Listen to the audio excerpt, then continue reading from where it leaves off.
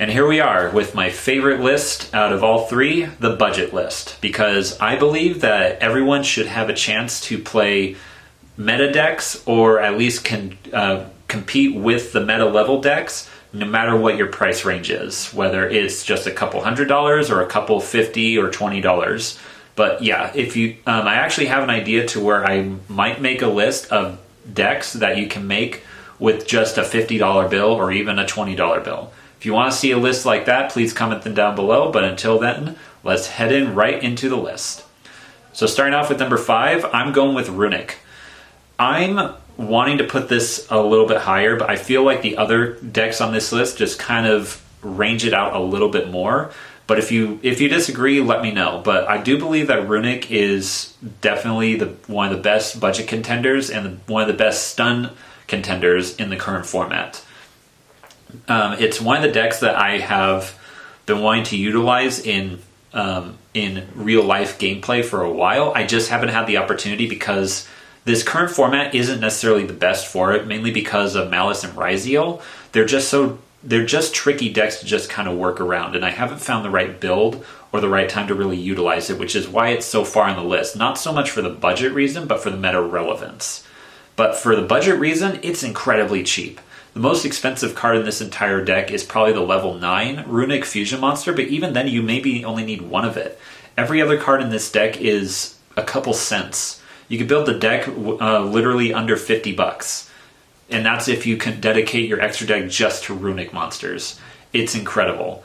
But yeah, there's so many different builds that you can use if you want to go the stun route. If you have a few extra dollars in your budget range, you could do different variants like the Sprite variant, but that's up to your own discretion. But definitely Runic is in number 5. Now number 4, I've talked about this deck for quite a while, and I don't know whether I should eat my words or if I should even take it off this list in general, but I'm putting Mimig at number 4.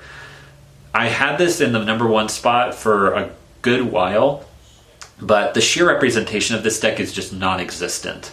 Plus the budget hasn't really helped that much because the field spell is still kind of expensive. And I think a few of the other cards, mainly the new Xyz monsters, are still kind of expensive. You know, I'm not saying they're like mad expensive, maybe like $10 a piece, but you need 3 of the field spell and 2, maybe 3 of each of the extra decks. That's probably half the budget of most people. So just kind of keep that in mind. But in terms of representation is why it's so low mainly. I'm just hoping that people will understand how good Mimigals really are, and just hope that they get ramped up, because I still want to see them around because they're a lot of fun to play and play against. But that's just my own personal opinion, but let me know what you guys think.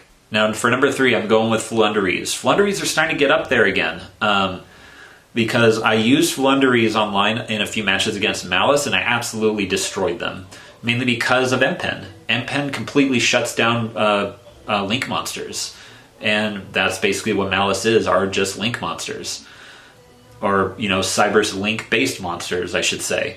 And as long as you have MPen along with some decent back row and good setup, you're good to go.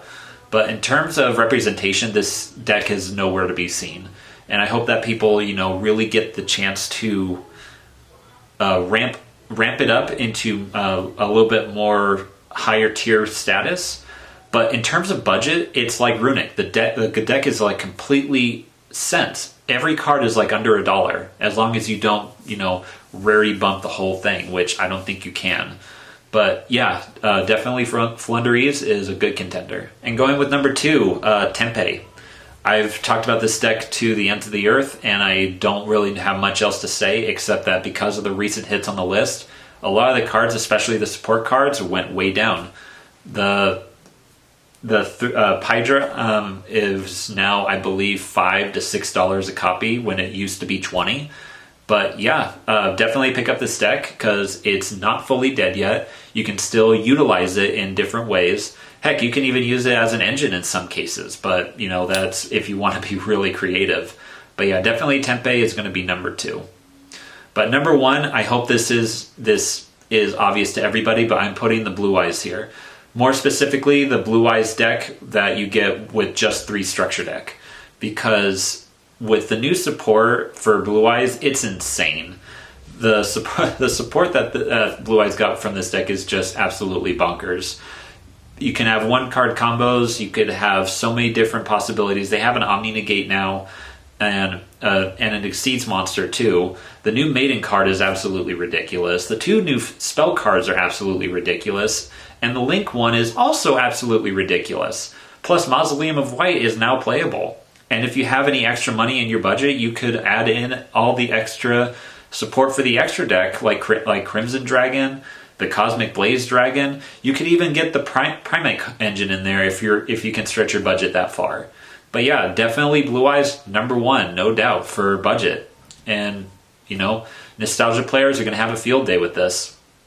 But yeah, that is it for the deck, not the deck profile. That is it for the top 5 budget list of the new winter format. Hope you guys enjoyed it. Please like, comment, subscribe, hit that bell down below for notifications, and we'll definitely catch you guys in the next format. See you then.